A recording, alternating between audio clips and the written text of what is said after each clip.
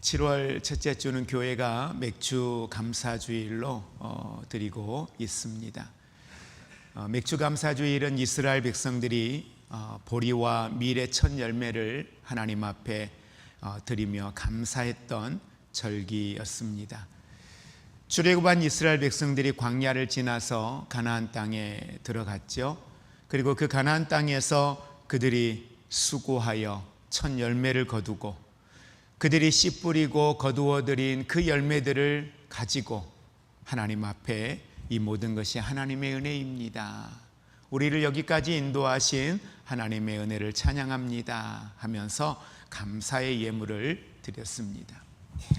그러다 보면 많은 사람들은 맥주감사주일 또 추수감사주일 이 날들은 농사의 수확을 감사하는 절기로 오해할 때가 있습니다. 그래서 목사님, 우리 이 도시권에 있는 사람들에게 맥주감사주일이 무슨 의미가 있습니까? 우리는 무슨 농사를 짓거나 추수하고 곡식을 거두어 드리는 일들도 없는데 이 맥주감사주일이 우리에게 어떤 의미가 있습니까? 라는 질문을 하기도 합니다. 그러나 우리가 기억해야 될 것은 이들의 맥주감사주일의 감사는 여기까지 하나님이 인도하셨다는 거예요.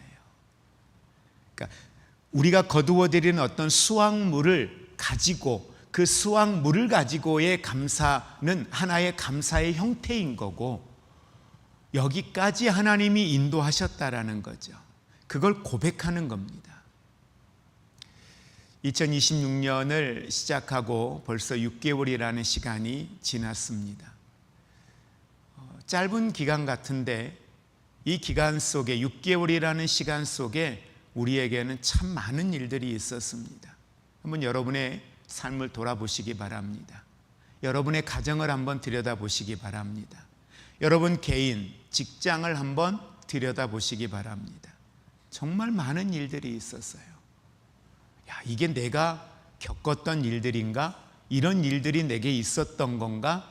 때로는 그 일들 때문에 상처가 되어서 마음에 힘들고 어찌해야 할지를 몰라서 참 마음이 불편하고 고통스러운 날들을 보낸 시간도 있었고요.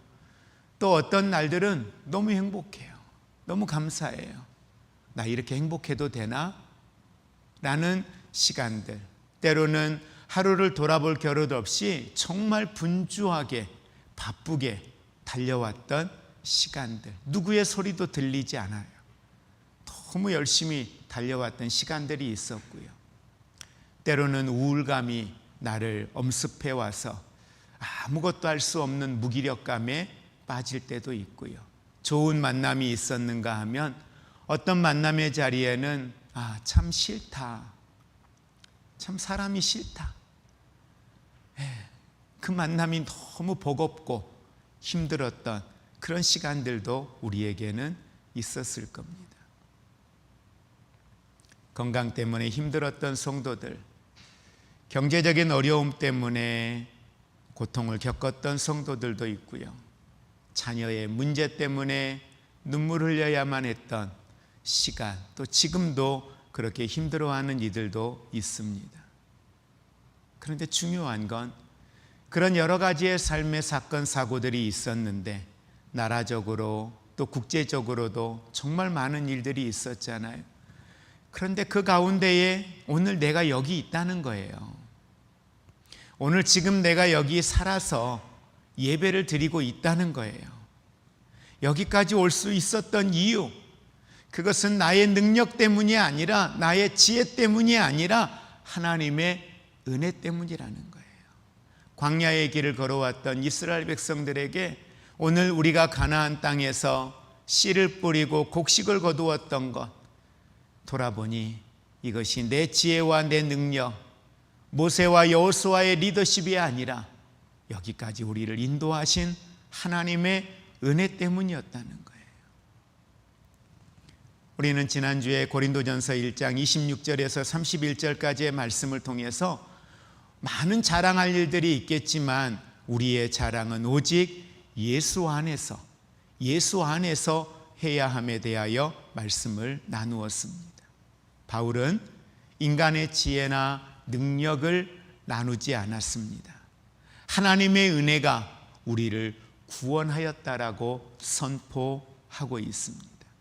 그리고 여기에 멈추지 않고 바울은 한 걸음 더 나아가서 그 은혜를 전하는 중심에, 그 하나님의 은혜를 전하는 그 중심에 한 가지의 중요한 사건을 끌고 와 우리에게 이야기를 합니다.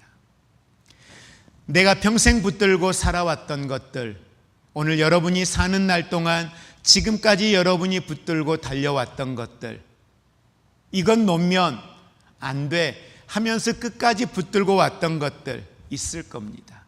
그런데 바울은 그것이 예수 그리스도의 십자가라는 사실을 오늘 우리에게 전해주고 있습니다.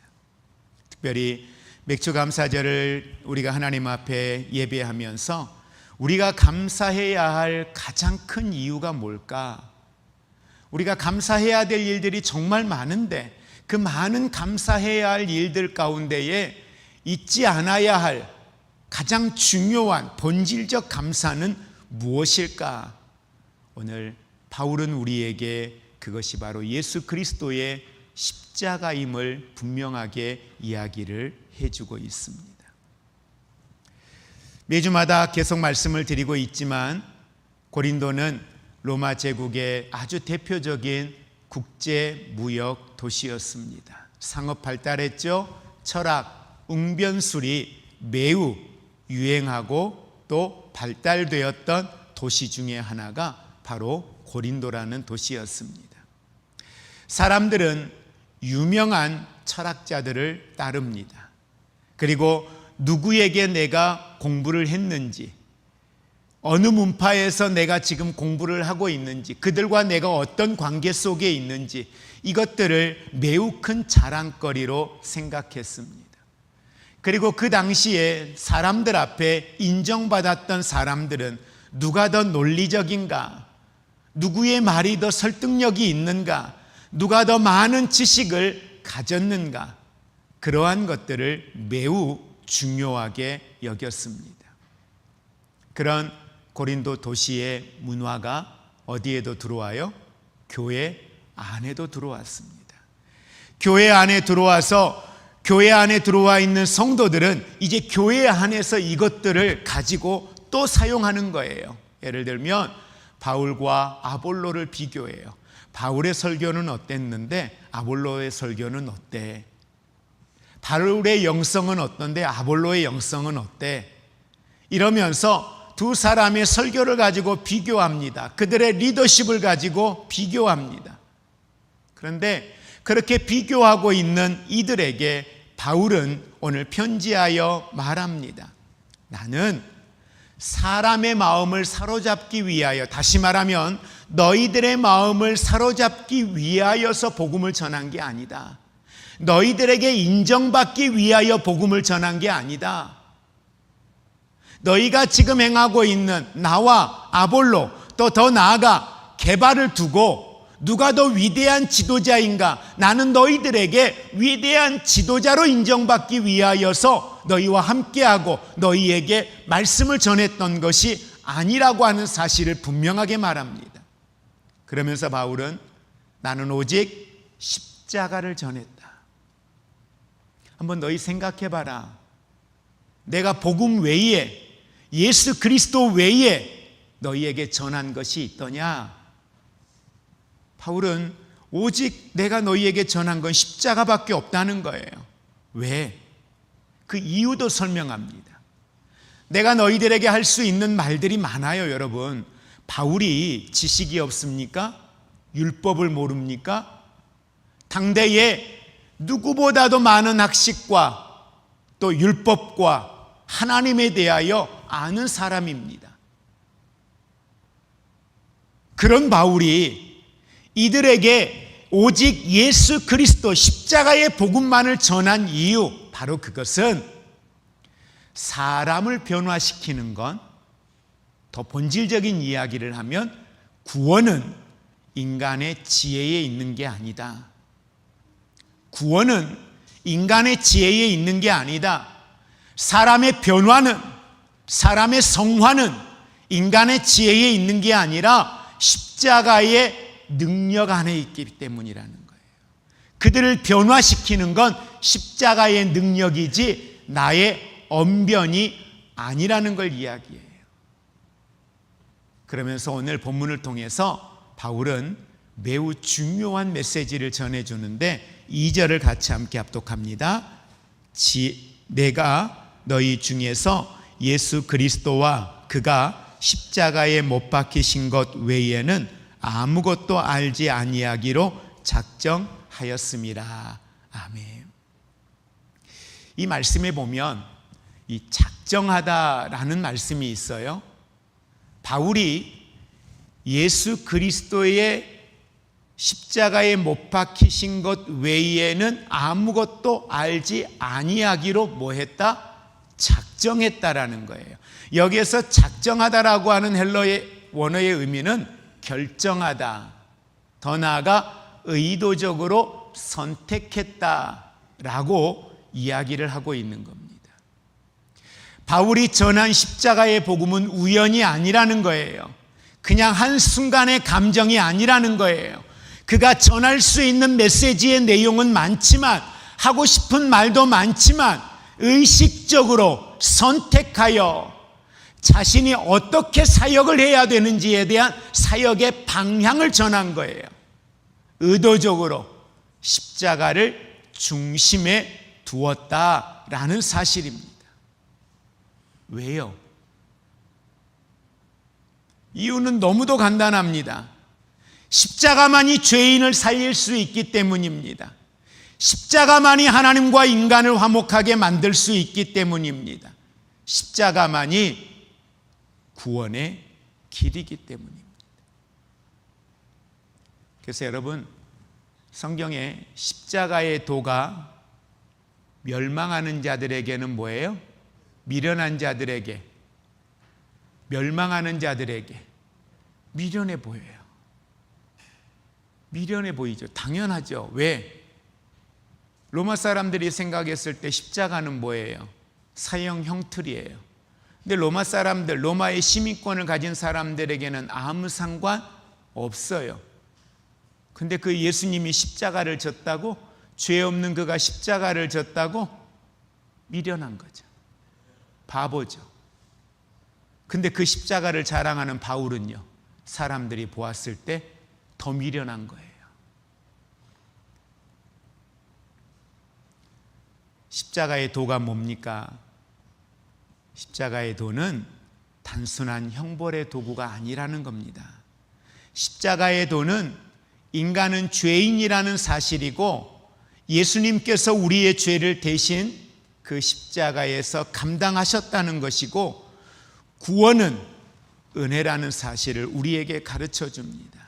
그리고 더 나아가 새로운 생명이 시작되었다는 사실, 이 사실을 전하고 있는 복음의 가장 중요한 핵심의 주제가 바로 예수 그리스도의 십자가라는 사실을 우리에게 가르쳐 주고 있습니다. 맥주감사주일이 되면, 특별히 감사절기가 되면 많은 분들이 감사의 내용을 적습니다. 하나님, 건강 주셔서 감사하고요. 하나님, 우리의 가정을 여기까지 지키셔서, 우리의 자녀들을 여기까지 인도해 주셔서 사업에 대하여, 건강에 대하여, 물질에 대하여 감사할 일들을 우리는 열거하고 이야기를 합니다. 그러나 여러분, 우리 잊지 않기 원합니다. 그것보다 더 큰, 그리고 우리의 삶의 어떤 순간을 만나도, 어떤 상황 앞에 놓여도 내가 조금 전에 감사했던 그 모든 것들, 가정에 대하여, 물질에 대하여, 건강에 대하여, 사업에 대하여 모든 것들이 다 무너지는 그 순간이 될지라도 우리가 잊지 않아야 할 감사, 바로 그것은 구원의 은혜인 줄 믿습니다. 십자가의 은혜인 줄 믿습니다. 건강을 잃어도 구원은 잃지 않습니다. 재산이 줄어들고 하던 사업이, 우리의 가정의 경제적 어려움이 내게 있어도 하나님의 자녀됨은 사라지지 않습니다. 그러므로 성도의 가장 큰 감사의 제목은 예수 그리스도의 십자가인 거예요. 또 하나 바울은 우리에게 중요한 메시지를 주는데요. 3절의 말씀입니다. 같이 합독합니다. 내가 너희 가운데 거할 때에 약하고 두려워하고 심히 떨었노라. 아멘. 어제 이제 밤에 좀 늦은 시간에 오늘 이 설교할 내용을 한번 다시 펼쳐놓고 성경을 이렇게 봐요. 보는데 다른 내용보다 이 3절에 있는 이 말씀, 제가 준비했던 건 3절의 말씀에 특별히 이 약함에 대한 부분에다 좀 더 포커스를 뒀었거든요. 근데 말씀을 그 내용을 보다가 이 2장 3절에 있는 이 말씀의 전체에 대하여 좀 더 깊이 좀 묵상을 하고자 해서 그 내용에 대한 주해도 한 번 더 찾아보고 그러면서 말씀을 쭉 다시 한번 이 3절의 내용을 좀 더 묵상을 하는 시간이 있었어요. 근데 그 말씀을 묵상하다가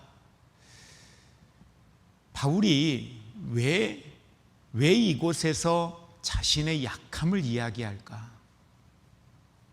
여러분, 바울이 성경에 보면 감옥에 있을 때에도 바울은 늘 에너지가 넘쳤어요.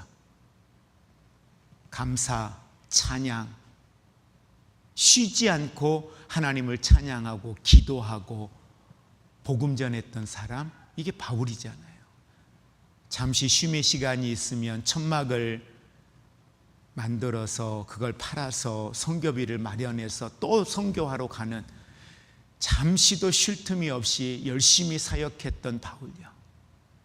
그런데 그 바울이 당시에 고린도 교회를 개척하고 고린도 교회에 가서 복음을 전할 때에 바울의 상태가 어떠하였는가를 바울이 지금 이야기를 해요.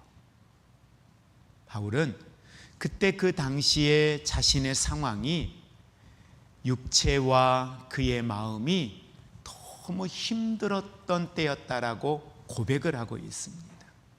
나는 약한 사람이었다. 육체적인 질병, 심리적인 무력감을 포함하여서 그는 매우 약한 존재였음을 이야기합니다. 우리가 잘 아는 것처럼 바울에게는 육체적인 가시, 질병이 있었죠.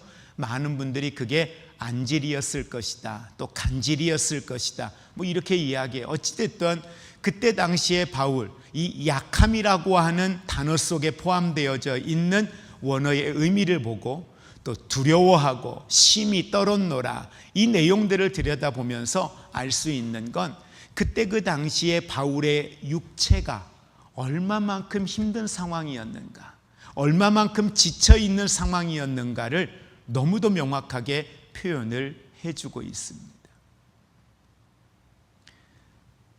아무것도 할 수 없을 만큼 무기력하고 연약한 가운데 있었던 바울, 누구보다 고독한 시간을 보내야만 했고 육체적인 고통으로 인하여서 모든 것들이, 몸과 마음이 고갈된 상태에 있었던 바울의 모습이었습니다. 그래서 여기에 보면은 두려워하고, 이 두려워하고라고 하는 헬라어가 이 포보스라고 하는 단어인데요, 이 말은 외부적인 위협을 이야기해요. 그러니까 자신의 내면 안에서만 있는, 자신의 몸에서만 일어나고 있는 고통이 아니라 외부적인 위협, 박해, 때로는 거부당하는, 누군가에게는 또 심리적인 무력감에 빠져 있는, 실패에 대한 염려에서 오는 실질적인 공포감을 바울이 가지고 있었다는 겁니다. 고린도에 와서 복음을 전하는데, 내가 복음을 전하는 이곳에서도 내가 또 혹시 쫓겨나면 어떻게 하지? 라고 하는 그런 공포감, 두려움이 바울에게 있었다는 거예요. 복음을 전하는 것이 사명이지만 이들에게서 복음이 거부당하면 어떻게 하나? 라고 하는 염려 또한 바울에게 있었다. 이것이 어찌 보면 인간적인 두려움과 염려가 될 수 있겠지만, 그런데 중요한 건 바울에게 그 당시에 그런 마음이 있었다는 겁니다. 심히 떨었다.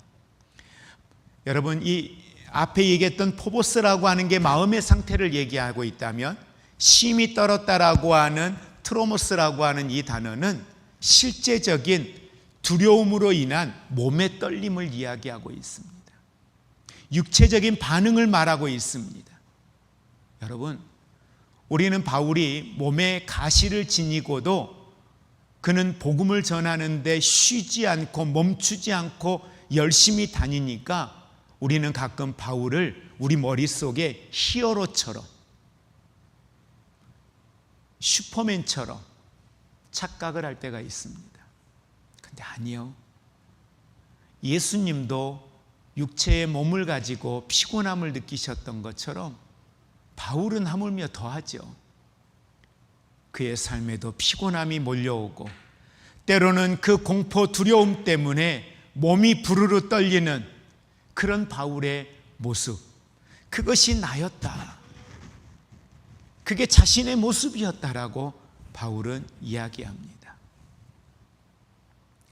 그래서 이 말씀을 이렇게 보다가 한번 생각을 해보는 거예요. 나는 어떻지? 목사님, 나는 누구에게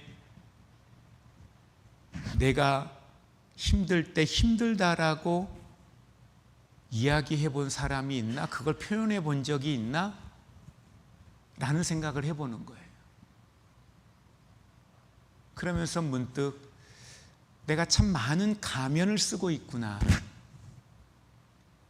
참 많은 가면을 쓰고 있구나. 근데 바울이 굳이 고린도 교회에다가 이야기하면서 왜 자신의 약함을 이야기할까? 어찌 보면 그의 리더십에 손상이 갈 수 있는데 바울 목사님도 그런 연약함이 있었어? 그런 두려움 때문에 몸이 떨릴 만큼 그런 두려움과 공포감을 경험한 적이 있었어? 바울도 인간이네 라고 사람들이 어찌 바울을 평가할지 모르겠어요. 그런데 그런 연약함까지도 바울이 이렇게 이야기하는 이유가 있었습니다. 많은 사람들에게 위대한 사도로 기억되어져 있었던 바울이 자신의 연약함을 숨기지 않았던 이유요. 함께 우리 고백할까요? 그런 바울도 하나님이 사용하셨습니다. 그럼 우리는 질문을 하나 더 해요. 하나님, 건강한 사람도 있고요, 몸에 가시도 없고요, 돈이 있어서 굳이 천막 짓는데 시간 쓰지 않아도 되고요, 괜찮은 사람들 많은데 왜 바울입니까? 왜 바울입니까? 지금으로 말하면 하나님, 의사도 있고요, 변호사도 있고요, 서울대 나온 사람도 있고요, 돈 많은 사람도 있는데요, 그를 통해서 일하면 그 회사가 그들 통해서 일하면 사회적으로 더 많은 영향력을 주고 복음을 전하는데 더 선한 일들이 일어날 수 있지 않을까요? 그런데 왜 하나님 저 연약한 사람입니까? 바울은 그 이유를 설명할 때 자신이 약할 때 그때에 비로소 하나님의 능력이 온전하게 나타날 수 있기 때문이라고 말합니다. 그러니까 내 능력이 아니라는 거예요. 자신의 능력을 자랑하고 있는, 언변력을 자랑하고 있는, 인맥을 자랑하고 있는 이들에게 바울이 이야기하고 싶은 건 자신의 연약함을 이야기하면서 내가 약할 때 그 약함을 통하여 나타났던 하나님의 능력, 그 무너질 수밖에 없는 그 마음의 상태, 그 상황에서, 그 육체적인 연약함 속에서 일하셨던 하나님의 손길들, 내가 잘한 것이 아니라 오직 하나님의 은혜를 기억하는 날, 그것이 오늘 우리에게 이 맥주 감사 주일이 되기를 주의 이름으로 축복을 드립니다. 지나왔던 인생을 돌아보면 내가 강해서 여기까지 온 것도 아니고요, 내가 똑똑해서 살아온 것도 아니고요, 하나님께서 붙들어 주셨고, 병 가운데, 가정 가운데, 나의 연약함 속에서도, 때로는 경제적 어려움 속에서도 하나님이 공급해서, 하나님이 도우셔서 우리 교회를 지켜주셔서 여기까지 올 수 있었습니다. 그러므로 우리는 고백합니다. 여기까지 인도하신 하나님 앞에 감사합니다. 마태복음 11장에 가서 보면 예수님이 말씀을 전하시다가 마태복음 11장 28절에 이렇게 말씀하죠. 수고하고 무거운 짐진 자들아, 다 내게로 오라. 내가 너희를 쉬게 하리라. 주님은 강한 사람도 물론 쓰셔요. 그런데 약함을 인정하는 사람들, 자신의 연약함을 인정하는 사람들, 그가 누가 되었든지 간에, 그가 지금 사회적으로 어떤 신분과 환경에 있는 사람이든지 간에 자신의 연약함을 고백하고 하나님 앞에 하나님의 도우심을 구하는 모든 사람에게 하나님은 은혜를 주신다는 사실을 우리는 잊지 않고 꼭 기억할 수 있기를 주의 이름으로 축복을 드립니다. 자, 그리고 세 번째로 바울은 오늘 본문 속에 매우 중요한 메시지를 우리에게 주는데, 그게 4절과 5절 같이 한번 합독합니다. 내 말과 내 전도함이 설득력 있는 지혜의 말로 하지 아니하고 다만 성령의 나타나심과 능력으로 하여 너희 믿음이 사람의 지혜에 있지 아니하고 다만 하나님의 능력에 있게 하려 하였노라. 아멘. 오늘 바울은 이 복음을 전하는 데 있어서 그가 복음을 전하는 과정 가운데에 매우 중요하게 여기고 있는 몇 가지의 이야기들을 바울이 하고 있습니다. 그 가운데 한 부분이 자신의 말재주로 한 게 아니다. 이 복음을 전하는 이 증거, 이거는 자신의 말재주로 한 게 아니다. 성령께서 역사하시도록, 자신이 한 일은 성령이 역사하시도록 복음을 전했을 뿐이다. 여러분, 진짜 믿음은 사람의 설득으로 생기는 게 아닙니다. 성령의 역사로 생긴다는 사실을 여러분 꼭 기억할 수 있기를 원합니다. 그래서 바울은 너희의 믿음이 사람의 지혜에 있는 게 아니다. 오직 하나님의 능력에 있게 하려 하였다라고 이야기를 하고 있습니다. 맥주감사주일은 지나왔던 날들을 돌아보는 절기이기도 하지만 동시에 앞으로 우리가 살아가야 할 삶의 여정을 바라보는 절기이기도 합니다.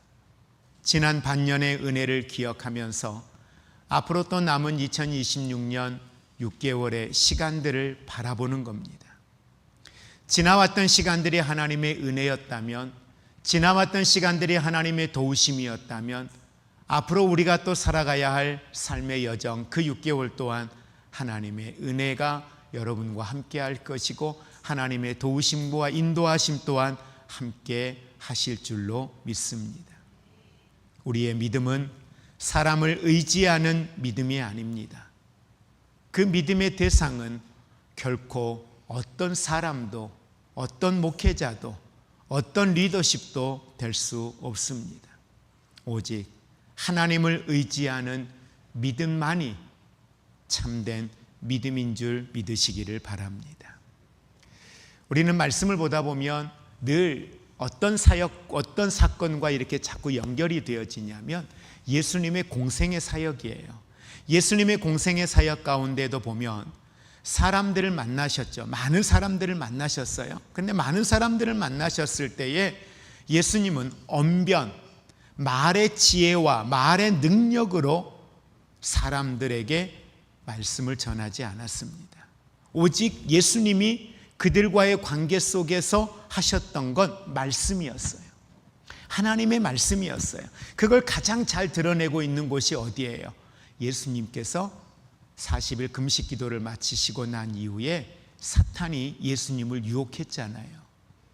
근데 사탄이 예수님을 유혹할 때에 예수님도 그가 누구인지를 알아요. 그도 예수님이 누구인지를 알아요. 한번 잘 생각해 보세요. 예수님은 자신 앞에 있는 이게 누구인지, 사탄 또한 자기가 지금 유혹하고 있는 이 예수 그리스도가 하나님이라는 걸 알아요. 그런데 보십시오. 그런 사탄의 유혹 앞에 예수님이 하신 말씀은 뭐예요? 언변이 아니에요. 변론이 아니에요.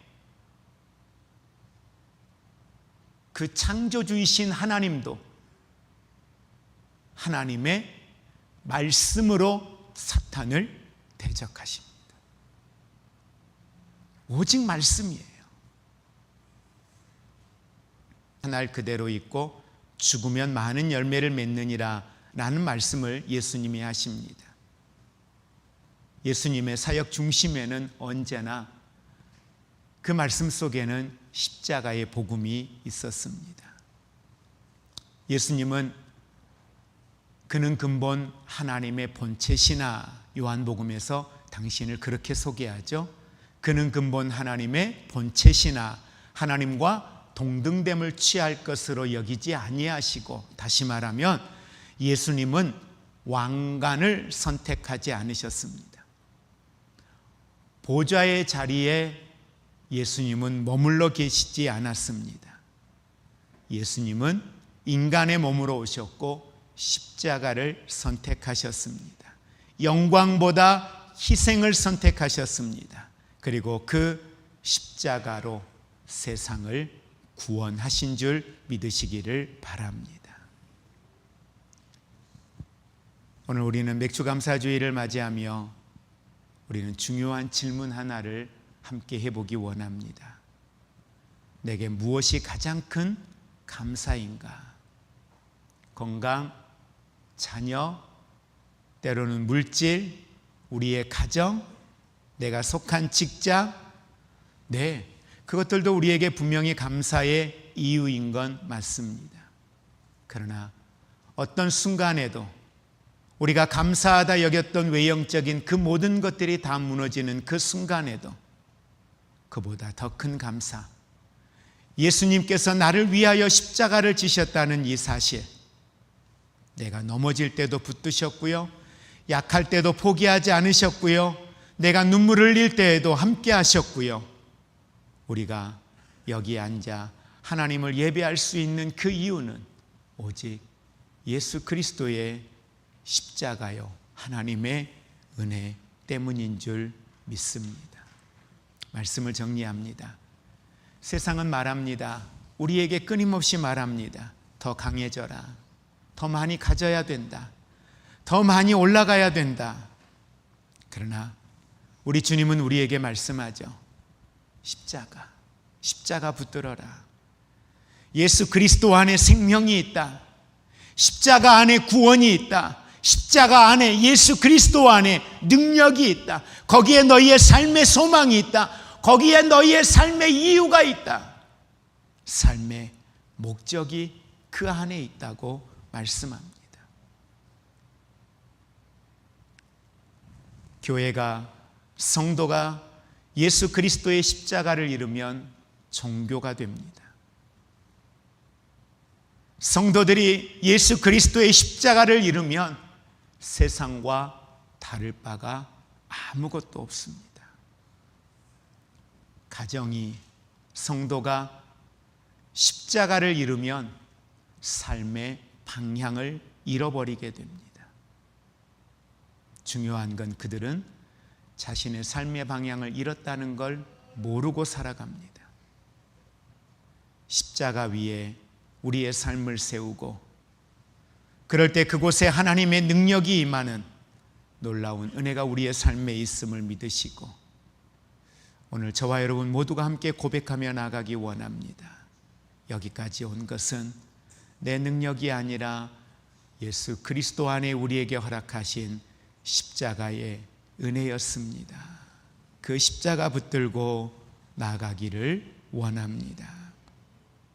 그렇게 함께 이 시간에 우리 같이 기도하겠습니다. 하나님, 여기까지 온 것은 우리의 능력이 아니라 주님의 은혜였습니다.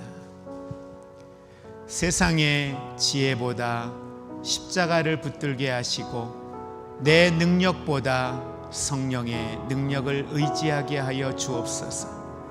약함 가운데 역사하시는 하나님의 은혜를 경험하게 하시고 우리 교회가 더욱 십자가 중심의 교회, 예수 그리스도 복음 중심의 교회 되게 하여 주시어서 남은 이 반년도 예수 그리스도의 십자가를 붙들고 믿음으로 살아가게 하여 주옵소서. 함께 기도하겠습니다. 같이 기도합니다.